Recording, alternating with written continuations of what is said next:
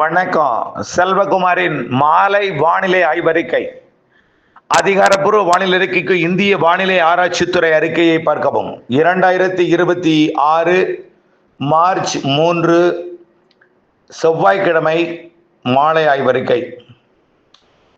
வெயிலை பொறுத்த வரைக்கும் கரூர் பரமத்தில் 37.5 டிகிரி செல்சியஸ் பதிவாயிருக்கு அதிகபட்சமா. குறைந்தபட்சமா திருத்தணியில 18.5 டிகிரி செல்சியஸ்.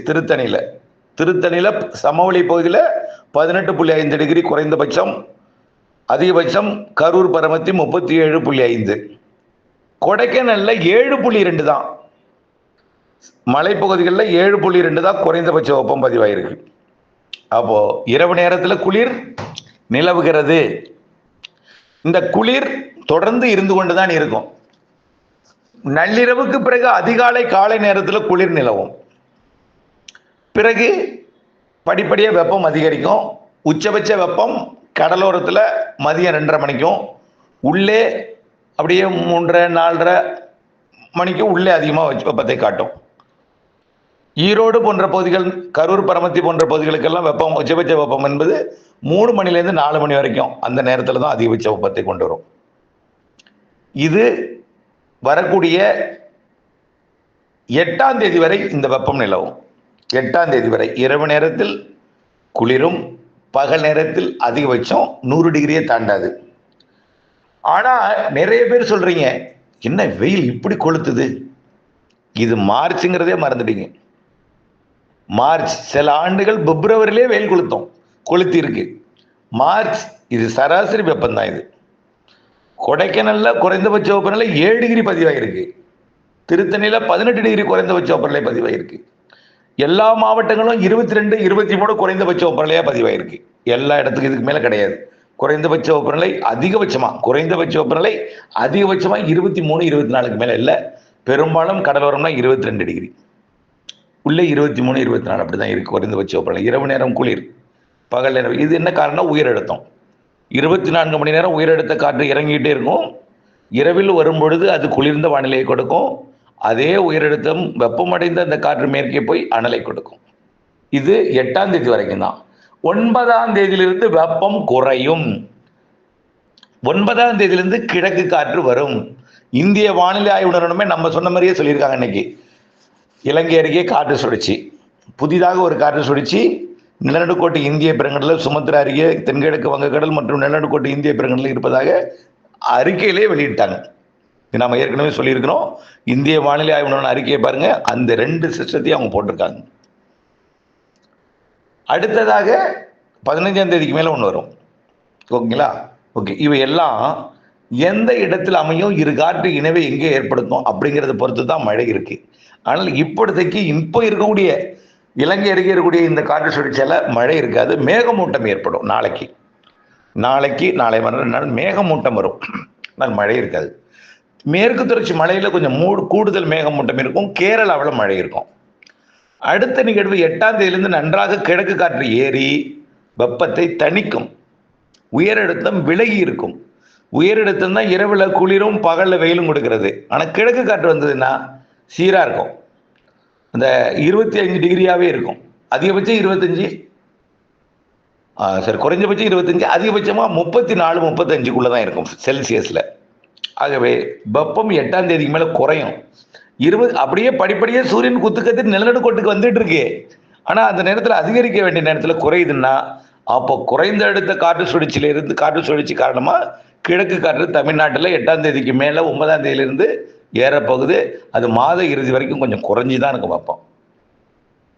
2வது 3வது வாரம் 9ஆம் தேதியிலிருந்து 20ஆம் தேதி 21ஆம் தேதி வரைக்கும் வெப்பம் தணிந்திருக்கும். 100 டிகிரிக்கு மேல போகாது. கிழக்கு காற்று வரும். கொஞ்சம் புழுக்கம் நிலவும். அனல் வெப்பம் இல்லாமல் வியர்வையை கொடுக்கக்கூடிய வானிலை இருக்கும். அனல் இருக்காது, சுடாத வெயில் அப்படி இருக்கும். இப்போ இருக்கிற வெப்பம் கொஞ்சம் கம்மியாக தான் ஆகும் 8ஆம் தேதிக்கு மேல, 9ஆம் தேதியிலேருந்து. ஆனால் கொஞ்சம் கூடுங்க. 6ஆம் தேதி 7ஆம் தேதி கொஞ்சம் கூடும். இன்னைக்கு இருக்கிற வெப்பத்தை விட நாளை கொஞ்சம் கூடும். 4ஆம் தேதியை விட 5, 6, 7 கொஞ்சம் கூடி இருக்கும் வெப்பம். இப்போ 100 டிகிரி நெருக்கமாக வந்திருக்கு. அப்போ 100 டிகிரியை தொடும். கரூர் பரமத்தி ஈரோடும் 100 டிகிரி நெருக்கமாக வந்திருக்கு. 100 டிகிரியை தொடும்.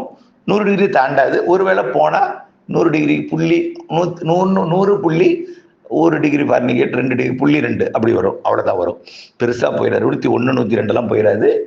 பிறகு திடீரென்று 9ஆம் தேதியிலிருந்து குறைய தொடங்கும். அது காரணம் கிழக்கு காற்று வருகை.